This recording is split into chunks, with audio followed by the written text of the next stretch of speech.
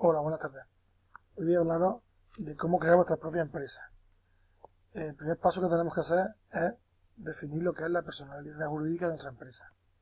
La personalidad jurídica de nuestra empresa, de una empresa en general, nos permite conocer y reconocer que una entidad tiene unos derechos y unas obligaciones y, por tanto, puede obrar o trabajar legalmente. Para poder constituir una empresa tenemos que, en primer lugar, obtener la certificación negativa. Quiero decir que ninguna otra empresa de España tenga el mismo nombre que la nuestra, que sea única e inimitable, e inigualable. Entonces, de esta forma, tenemos que solicitar al Registro Civil, al Registro Central Mercantil, un documento en el que, a través del cual nos aseguramos de que no hay otra empresa que se llame como la nuestra.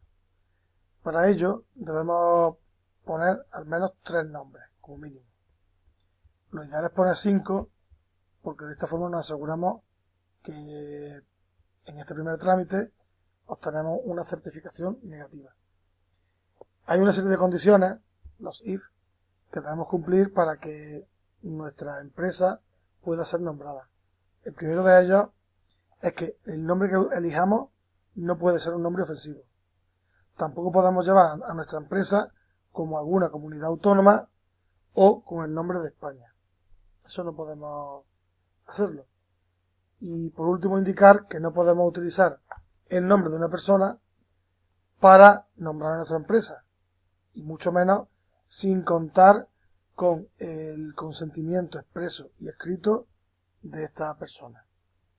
Hay que distinguir entre lo que es la denominación social, en el caso de nuestro ejemplo Mercadona S.A., lo que es la marca comercial, en este caso sería Mercadona, y el producto. Por un lado, la denominación social es el nombre de la empresa, es el nombre con el que aparece en el registro mercantil, es el que usamos para pagar impuestos, para identificarla, para poder realizar facturas. La marca distingue los productos de una empresa, de nuestra empresa, entre los que tenemos en el resto, entre los que hay en el resto. Por ejemplo, podemos, en el caso de aquí de Mercadona, tenemos varios productos diferentes. Y por último, el nombre comercial, Mercadona, es el que nos permite identificar esa empresa y hacer publicidad de ella. La siguiente parte, el siguiente proceso, una vez que tenemos la certificación negativa, pues ya podemos pasar a la siguiente fase, que sería obtener o realizar, mejor dicho, el depósito del capital en un banco. ¿En qué banco? En el que queramos. Eso nos da igual. ¿Para qué tenemos que realizar este depósito del capital? Pues una vez que todos los socios han puesto el capital en la entidad financiera, banco o caja que nosotros queramos, que nosotros elijamos, el banco emitirá un certificado que es el que debemos acompañar para realizar la siguiente fase del proceso de constitución de una empresa. ¿Por qué tenemos que realizar este trámite? Pues para asegurarnos de que todos los socios han aportado el capital. Es a la vez un requerimiento que nos permite realizar el siguiente paso y también un requerimiento que sirve de justificante, como que los socios han depositado el capital en la empresa. El siguiente paso es el otorgamiento de nuestra empresa y la creación de los estatutos, la certificación de los estatutos. Los estatutos son una serie de normas que van a regir nuestra empresa. En ellos indicamos toda la información necesaria sobre la empresa: capital puesto, acuerdos existentes entre los socios, que va a realizar cada uno de los socios. Por otra parte, los estatutos forman parte de la escritura pública de constitución de nuestra empresa y es un documento que firman todos los socios para crear la empresa. A este proceso se le llama otorgamiento y se realiza ante un notario. ¿Para qué? Pues para que el notario dé fe, que es lo que hace, de que la empresa se constituye conforme a las leyes vigentes. Y además, para dar fe de que si algún día de mañana uno de los socios pretende que esos pactos iniciales no existían, pues como aparecen recogidos en el estatuto, ese socio no podrá ir a los tribunales. Los otorgantes, por tanto, serían los socios o sus representantes legales en caso de que tengan sus facultades mermadas. Una vez que tenemos el otorgamiento, pasamos al siguiente paso, que es la solicitud del CIF de nuestra empresa. El CIF, ¿qué sería? Es el Código de Identificación Fiscal, que es un conjunto alfanumérico, números y letras, que es obligatorio para que nuestra empresa pueda desarrollar su actividad y pueda emitir facturas, nóminas, pagar impuestos, etc. ¿Dónde lo solicitamos? Pues en la delegación estatal de la Administración Tributaria de nuestra provincia, en este caso. En este caso, la delegación de Córdoba. ¿Cómo? Pues mediante un documento, un modelo, que es el 036. Lo realizamos, empezamos la andadura de nuestra empresa con un CIF provisional y al cabo de 6 meses nos dan uno definitivo. Este CIF provisional nos permite comenzar nuestra actividad sin tener que esperar 6 meses para empezar a trabajar y a funcionar. El siguiente paso, ¿cuál sería? Pues sería el alta en el impuesto de transmisiones patrimoniales y de actos jurídicos. Aunque en este caso las SL están exentas de pagar el impuesto de transmisiones patrimoniales y actos jurídicos documentados, debemos entregar nuestro modelo de autoliquidación, por eso está aquí tachado, porque estamos exentos, aunque nos salga a no pagar nada, pero es un trámite que debemos realizar. ¿Para qué? Pues para, bueno, una vez más, para dejar constancia y para poder pasar al siguiente paso, que es la inscripción en el registro mercantil. Que esta inscripción nos permite dar publicidad de la situación jurídica de nuestra empresa, si somos una SL, si somos una SA, si somos solventes, si no somos solventes, y se realiza en el registro mercantil. Una vez que hemos acabado con estos pasos, vamos a pasar a explicar el siguiente mapa. El siguiente mapa nos explica cuáles son los trámites de puesta en marcha de nuestra empresa.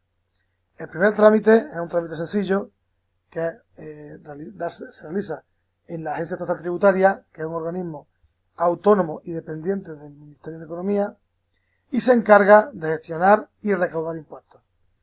Para ello, debemos realizar la declaración censal que informa de la fecha de inicio de nuestra empresa, de nuestra actividad, el local, tipo de actividad que se va a desarrollar, el tipo de impuestos que debemos tributar, que debemos pagar, el IVA, IRPF, impuestos de sociedades, y lo hacemos mediante el modelo 036, igual que el CIF. En este caso, cada socio debe darse de alta en el IAE, en cada actividad. En caso de que nuestra empresa tenga varias actividades económicas, debemos darnos de alta pues, en cada uno de los epígrafes que vienen recogidos en el IAE. Por ejemplo, si tenemos una papelería y también vendemos libros, debemos darnos de alta bajo el epígrafe papelería y bajo el epígrafe venta por menor de libros.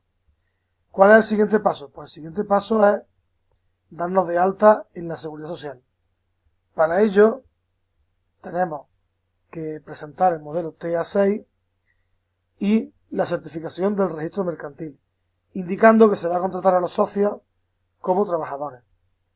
Se debe hacer este proceso en cada una de las provincias, en el caso de tener varias sedes en las que vayamos a realizar nuestra labor, nuestra empresa. Para ello, después de hacer este paso, tenemos que afiliar a nuestros trabajadores. El proceso de afiliación solo se realiza una vez.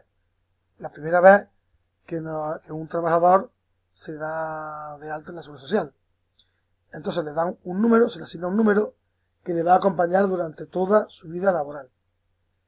Una vez que hemos hecho la afiliación, damos de alta a los trabajadores, que consiste en encuadrar a los trabajadores en una actividad de la recogida por la Seguridad Social. Y a partir de ese momento cotizamos por ello, nos pagamos. Y por último, damos el alta al empresario. que consiste en cotizar a la Seguridad Social como empresario.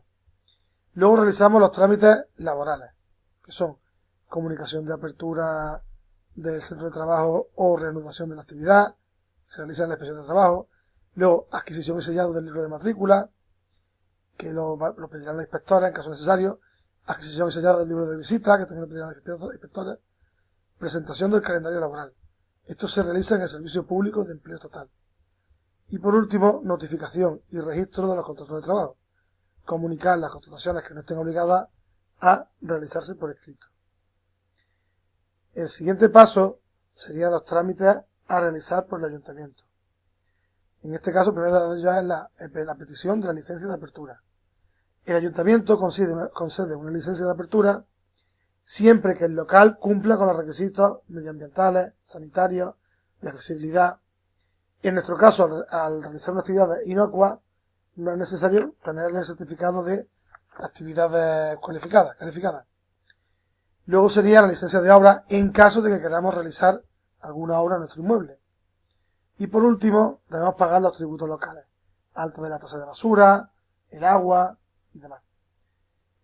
El último trámite sería en caso de que haya una compra o un arrendamiento del local. Si optamos por comprar el local, debemos realizar en primer lugar una nota simple en el registro de la propiedad para asegurarnos de que el local que compramos no tiene carga. Luego debemos ver que la calificación urbanística del local se adapta a nuestras necesidades para evitar sorpresas. Y por último, si la compra es a un particular, tenemos que pagar el impuesto sobre transmisiones o el IVA en caso de que sea la primera transmisión. Y ya después dar de alta a pagar el impuesto de IVA, el IBI, de impuestos de bienes inmuebles. En caso de arrendamiento es mucho más simple. Solamente puede ser de forma verbal o escrita. Debe realizarse ante notario o de forma privada, según lo queramos hacer. Pagar 2 mensualidades y pagar las retenciones del 15% para Hacienda. Muchas gracias y buenas tardes.